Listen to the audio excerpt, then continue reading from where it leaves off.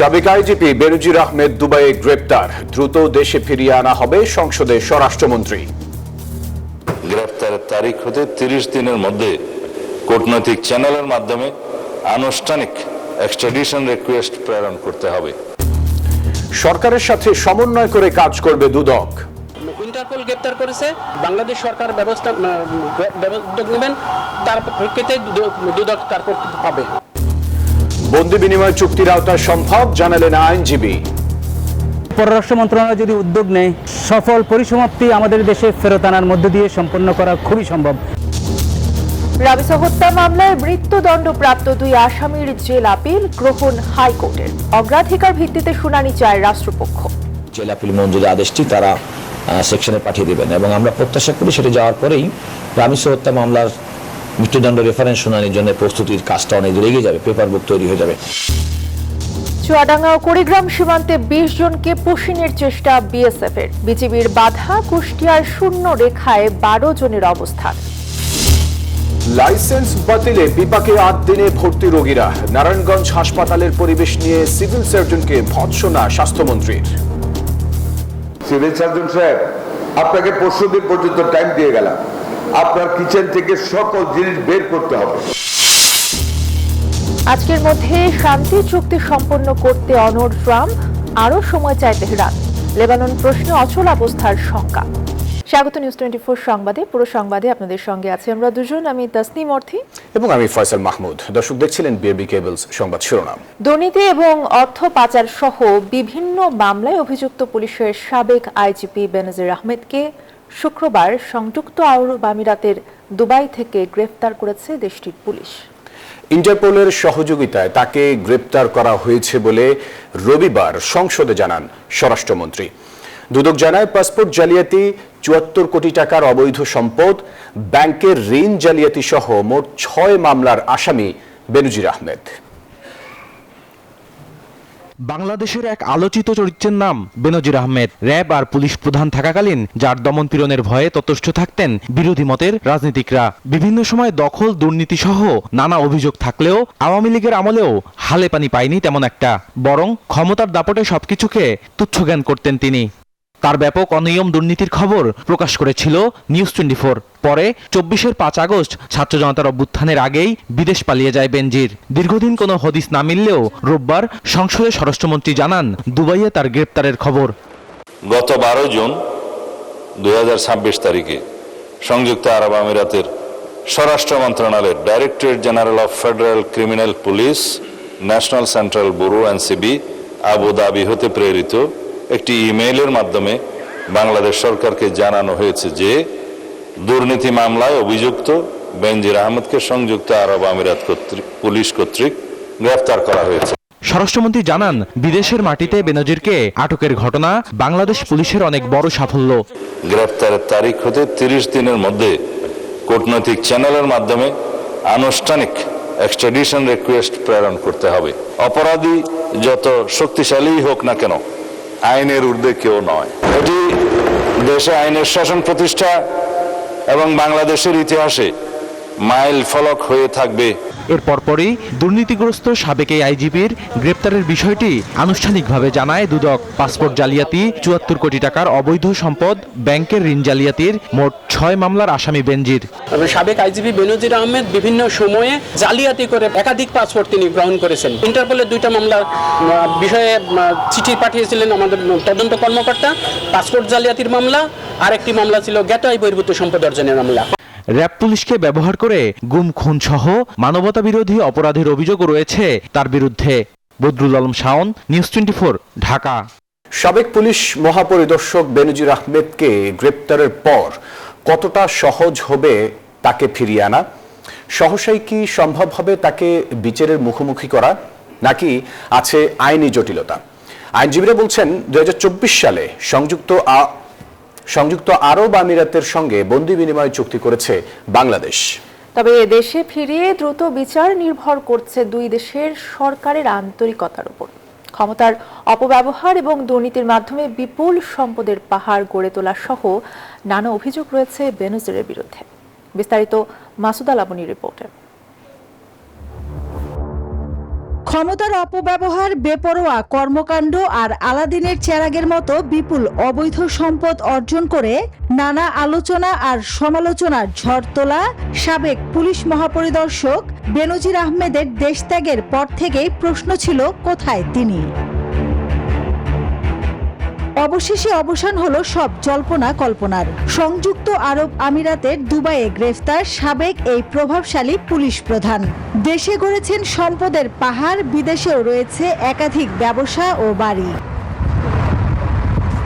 গোপালগঞ্জের শাহপুরে গড়ে তুলেছেন সাফানা ইকো রিসোর্ট নামের অভিজাত ও দৃষ্টিনন্দন পর্যটন কেন্দ্র।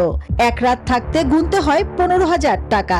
আছে বিশাল আকৃতির 15টি পুকুর, দৃষ্টিনন্দন ঘাট, পানির কৃত্রিম ঝর্ণা, আলোর ঝলকানি ও বিলাসবহুল ডুপ্লেক্স কটেজ। বিদেশি শিল্পীদের নিপুণ হাতে তৈরি স্থাপত্য নকশা। প্রায় 1400 বিঘা জমির উপর নির্মিত এই ইকো রিসোর্টে সাগরের কৃত্রিম ঢেউ খেলানো সুইমিং পুল রয়েছে। আছে হাজারের বেশি ভিয়েতনামি নারকেল গাছ সহ বিভিন্ন ফল ফলাদির গাছ। শুধু এই ইকো রিসোর্টই নয়, পুলিশের সাবেক এই প্রভাবশালী শীর্ষ কর্মকর্তা তার স্ত্রী ও 2 মেয়ের নামে গড়ে তুলেছেন সম্পদের পাহাড়। দেশের বিভিন্ন এলাকায় তার নামে অন্তত 6টি কোম্পানির খোঁজ পাওয়া যায়। রাজধানীর অভিজাত এলাকাগুলোতে রয়েছে বেনজির আহমেদের অঢেল সম্পদ ও ফ্ল্যাট। 2 মেয়ের নামে বেস্ট হোল্ডিং ও 5 তারকা হোটেল লা মেরিডিয়ানে রয়েছে 2 লাখ শেয়ার। বনের জমি ভাওয়াল রিসোর্ট অ্যান্ড স্পা নামের একটি রিসোর্টের মালিকানায় যুক্ত হন বেনজির। পূর্বাঞ্চলে ডুপ্লেক্স বাড়ি ও জমিও আছে। গ্রেফতারের পর এবার দেশে ফিরিয়ে এনে বিচারের মুখোমুখি করার প্রতি জোর দিচ্ছেন আইনজীবীরা। বন্দি বিনিময় চুক্তিও আছে, সেই চুক্তির আন্ডারে অতি দ্রুত পররাষ্ট্র মন্ত্রণালয় যদি উদ্যোগ নেয় তাকে গ্রেপ্তার করে যে গ্রেপ্তার করেছে সেই সফল পরিসমাপ্তি আমাদের দেশে ফেরত আনার মধ্য দিয়ে সম্পন্ন করা খুবই সম্ভব। ফিরিয়ে আনার বিষয়ে এই আইনজীবী বলছেন, দণ্ডিত বন্দি বিনিময় চুক্তি রয়েছে বাংলাদেশের সাথে সংযুক্ত আরব আমিরাতের। ফিরিয়ে এনে দেশে বিচারের মুখোমুখি করা সম্ভব। দুদক তার বিরুদ্ধে যে মামলা করেছে ট্রায়াল অতি দ্রুত সম্পন্ন করা খুবই জরুরি। বেনজিরের ক্ষেত্রে যাতে আর কোনো কালক্ষেপণ না হয়। আইনি প্রক্রিয়া ভেরি সিম্পল, যেহেতু ইন্টারপোলের অনুরোধে গ্রেপ্তার হয়েছে, ট্রিটির অধীনে গ্রেপ্তার হয়েছে, সুতরাং পররাষ্ট্র মন্ত্রণালয়ের মাধ্যমে দ্রুত তাকে দেশে আনা, এটি আইনি প্রক্রিয়া। পররাষ্ট্র মন্ত্রণালয় এখন অ্যাক্ট করবে। পুলিশ বাহিনীর সর্বোচ্চ পদ আইজিপি, এর আগে র্যাবের মহাপরিচালক এবং ডিএমপি কমিশনার হিসেবে দায়িত্ব পালনের সময় বেনজির আহমেদের বিরুদ্ধে ওঠে আকাশচুম্বী দুর্নীতির অভিযোগ। দুদকের মামলার পর বেনজির আহমেদ দেশ ছাড়লে বাংলাদেশ সরকারের আবেদনের প্রেক্ষিতে তার বিরুদ্ধে রেড নোটিশ জারি করেছিল ইন্টারপোল। মাসুদা লাবনী, নিউজ 24, ঢাকা। পুলিশের সাবেক আইজিপি বেনজির আহমেদের লালসার শিকার এলাকার অসংখ্য খেটে খাওয়া কৃষক পরিবার। এসব কৃষকের কারো জমির বায়না দিয়ে ভোগ দখলে গিয়েছেন, কারো জমির দামই দেননি। জায়গা জমি জোর করে নিয়ে যাওয়ায় কেউ কেউ দেশ ছেড়ে রাতের আধারে ভারত গিয়েছেন, রয়েছে এমন অভিযোগ। তবে এখন ন্যায্য অধিকার চান ভুক্তভোগীরা।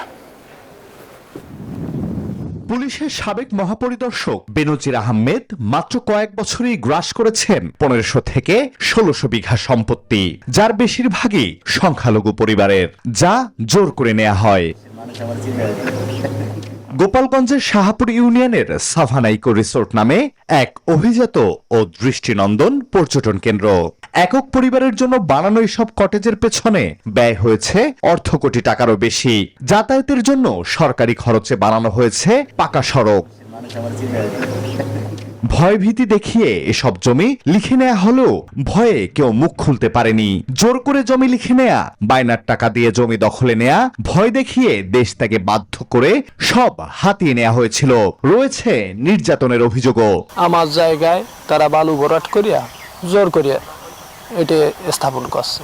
আমার এক শরিক, তারা যুদ্ধের সময় ইন্ডিয়া থাকতো, তাদের নামে জমিটা লিখে নেওয়ার একটা হুমকি দিয়ে পরবর্তীতে আমরা যারা ছিলাম তখন সম্মত হয়েছি যে সে পাওয়ারফুল লোক, কি করার, হ্যাঁ, বাধ্য হয়ে একবার শেষ পর্যন্ত আমাদের হয়েছে। কিন্তু ইন্ডিয়া যখন আমরা চলেছি, দাদা তুই ওখানে টিকতে পারবি না, তুইও অন্তে চলে আয়।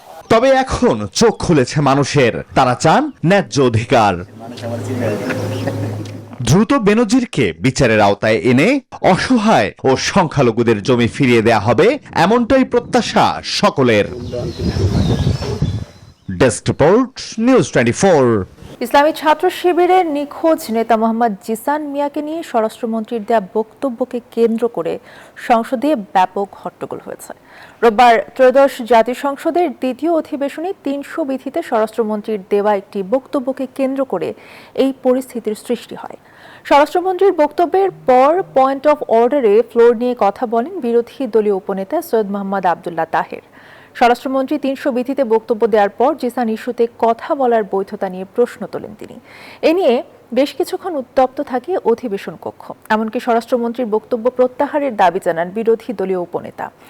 পরে স্পিকারের হস্তক্ষেপে পরিস্থিতি নিয়ন্ত্রণে আসে, শুরু হয় সংসদের স্বাভাবিক কার্যক্রম। রামিসা ধর্ষণ ও হত্যা মামলায় মৃত্যুদণ্ডপ্রাপ্ত সোহেল রানা ও তার স্ত্রী স্বপ্না আক্তারের জেল আপিল শুনানির জন্য গ্রহণ করেছে হাইকোর্ট। আপিলে স্বপ্নার দাবি, হত্যাকাণ্ডে তিনি জড়িত নন, আর পারিবারিক অশান্তি ও মাদকাসক্তির কথা বলেছেন সোহেল। এদিকে হাইকোর্টের বিশেষ বেঞ্চে দুটি মামলার ডেথ রেফারেন্স এবং আপিল অগ্রাধিকার ভিত্তিতে শুনানির আবেদন জানিয়েছেন অ্যাটর্নি জেনারেল। মাত্র কয়েক কার্যদিবসেই বিচারিক আদালতে শেষ হয় রামিসা হত্যাকাণ্ড এবং ধর্ষণ মামলার বিচার। এবার সেই দ্রুত বিচার প্রক্রিয়ার ধারা হাইকোর্টেও অব্যাহত থাকার আশা রাষ্ট্রপক্ষের।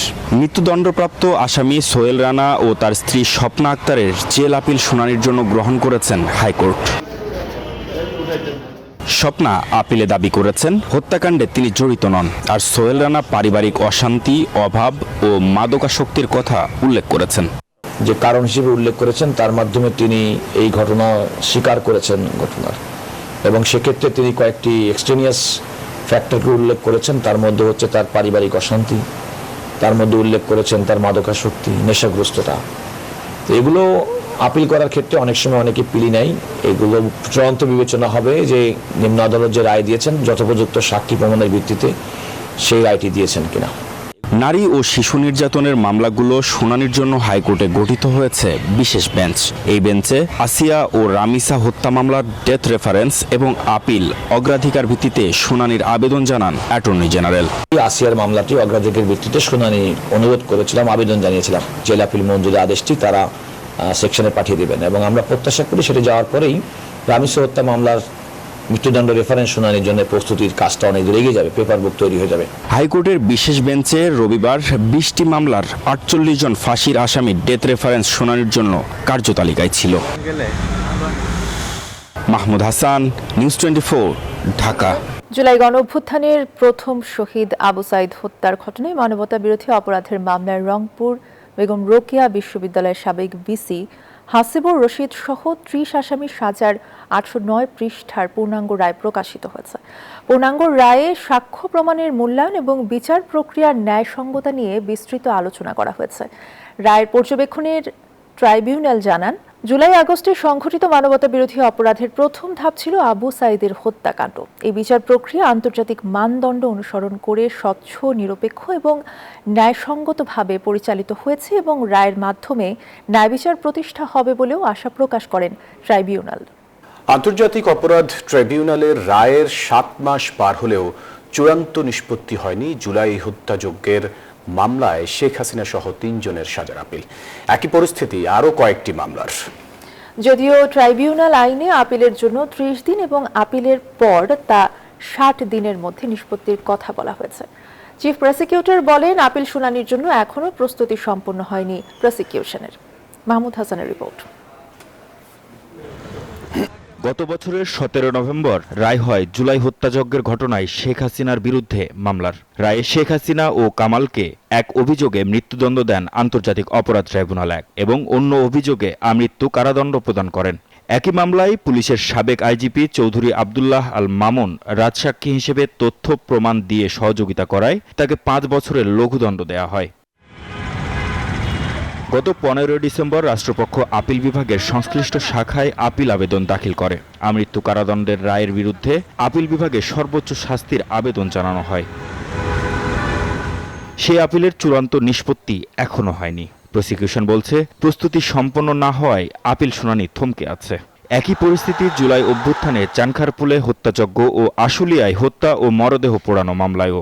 যে আপিলগুলো অ্যাপিলেট ডিভিশনে এই পর্যন্ত আমাদের পক্ষ থেকে যেগুলো ফাইল করা হয়েছে সেগুলো আমরা শুনানির জন্য এখনো প্রস্তুতি নিতে পারি নাই। আমরা দেখব, চিন্তা করে দেখব যে ভবিষ্যতে কবে কিভাবে শুনানি করা যায়। তো যেহেতু আমাদের আইনে একটা 60 দিনের মানে ডাইরেক্টরি বিধান আছে, তো যদি 60 দিনের মধ্যে আপিলটা নিষ্পত্তি নাও হয়, এই জন্য আপিলটা ইনফ্রাকচারাস হয়ে যাবে না, আপিল বহাল থাকবে, চলমান থাকবে এবং এটা পরবর্তীতেও নিষ্পত্তি হতে পারবে।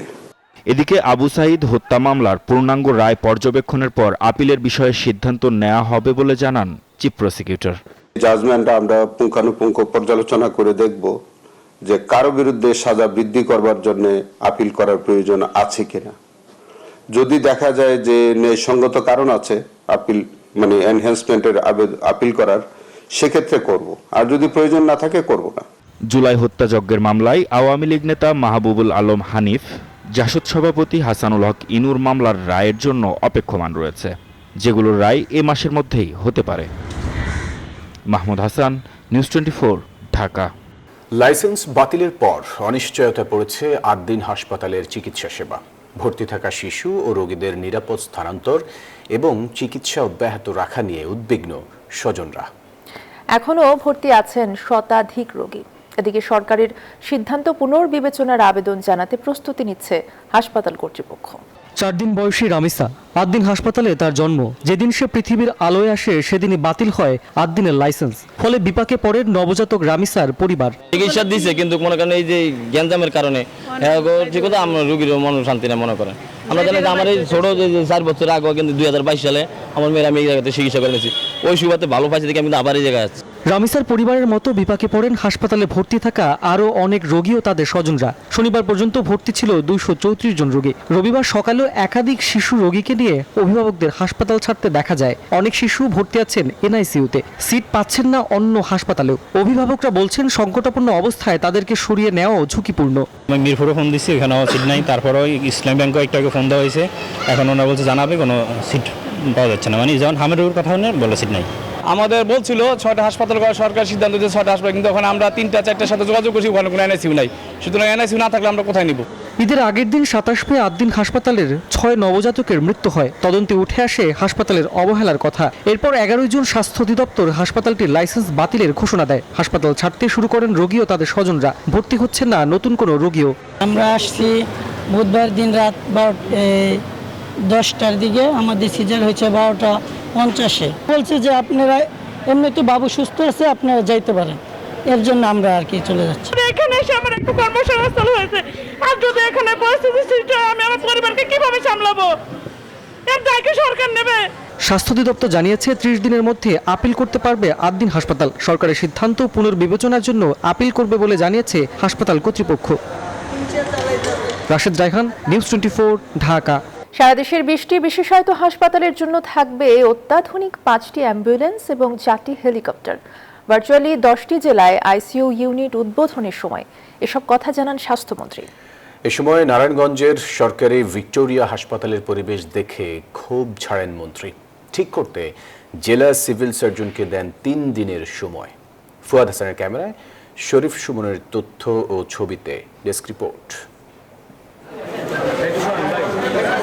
রবিবার সকালে নারায়ণগঞ্জ শহরের সরকারি ভিক্টোরিয়া জেনারেল হাসপাতাল পরিদর্শনে যান স্বাস্থ্যমন্ত্রী সর্দার মোহাম্মদ সাখাওয়াত হোসেন। এ সময় হাসপাতালের পরিচ্ছন্নতা নিয়ে ক্ষোভ প্রকাশ করেন স্বাস্থ্যমন্ত্রী। সিভিল সার্জন সাহেব মনে কিছু নেবেন না, উই আর এ টিম। একটা হাসপাতাল আসবে, সচিব আসবে, মন্ত্রী আসবে, ডিজি আসবে। আমি দেখলাম আপনার হাসপাতাল অবস্থা। I am very sorry to say, আপনাকে 25 দিন পর্যন্ত টাইম দিয়ে গেলাম, আপনার কিচেন থেকে সকল জিনিস বের করতে হবে। পরে নারায়ণগঞ্জ জেনারেল হাসপাতাল থেকে ভার্চুয়ালি 10টি জেলার নিবিড় পরিচর্যা কেন্দ্র বা আইসিইউ উদ্বোধন করেন মন্ত্রী। স্বাস্থ্য খাতে বড় ধরনের পরিবর্তনের পরিকল্পনার কথাও জানান মন্ত্রী। 20টা হাসপাতাল হবে সারা বাংলাদেশে, 1000 বেড, 18টা, 2টা থাকবে মেয়েদের জন্য স্পেশাল, 5টা করে অ্যাম্বুলেন্স দেওয়া হবে, অত্যাধুনিক অ্যাম্বুলেন্স, 4টা হেলিকপ্টার আসবে এই প্রজেক্টে, এই হেলথ স্কিমে। সারা দেশ থেকে ইমার্জেন্সি রোগীদেরকে বহন করে সদর অথবা ঢাকা সেন্ট্রাল হাসপাতালে নেওয়ার জন্য।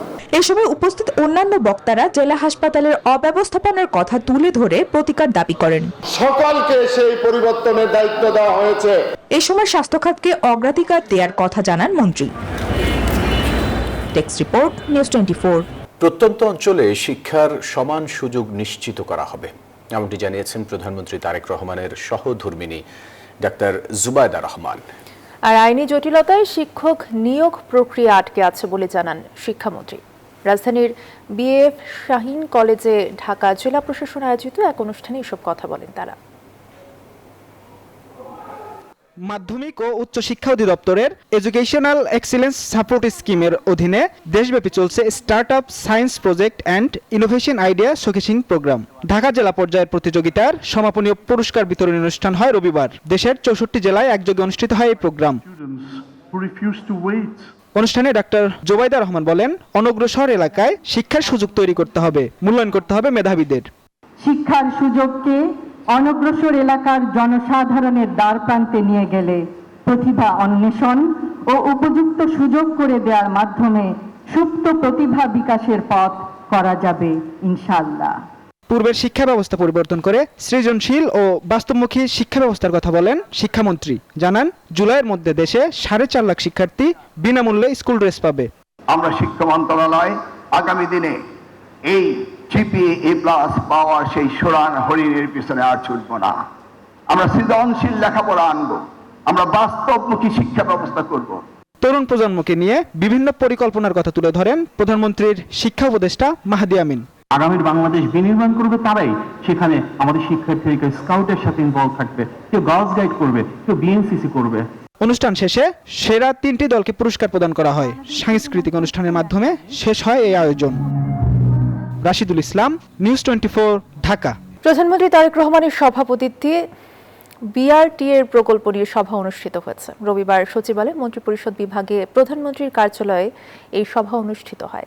সভায় শাহজালাল আন্তর্জাতিক বিমানবন্দর থেকে গাজীপুরের জয়দেবপুর পর্যন্ত বিস্তৃত বিআরটি প্রকল্পের অগ্রগতি, বাস্তবায়ন প্রক্রিয়া এবং সম্ভাব্য সুফল নিয়ে বিস্তারিত আলোচনা হয়। সভায় বিশেষজ্ঞরা বিআরটির নকশা, স্টেশন ব্যবস্থাপনা, যাত্রী সেবা পরিচালন কাঠামো এবং সামগ্রিক কার্যকারিতা নিয়ে নিজেদের পর্যবেক্ষণ ও পরামর্শ তুলে ধরেন।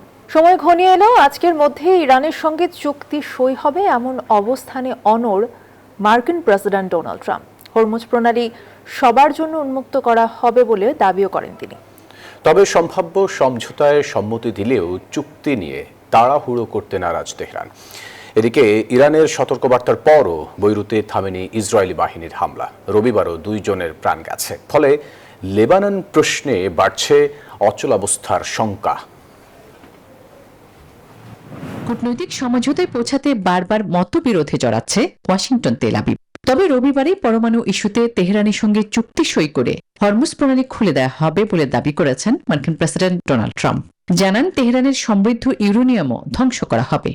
পাকিস্তানও 24 ঘন্টার মধ্যে শান্তি চুক্তির ইঙ্গিত দেয় বারে সমঝোতার সম্ভাবনা। তবে সমঝোতায় সায় দিলেও ওয়াশিংটনের নির্ধারিত সময়ে চুক্তি করতে নারাজ তেহরান।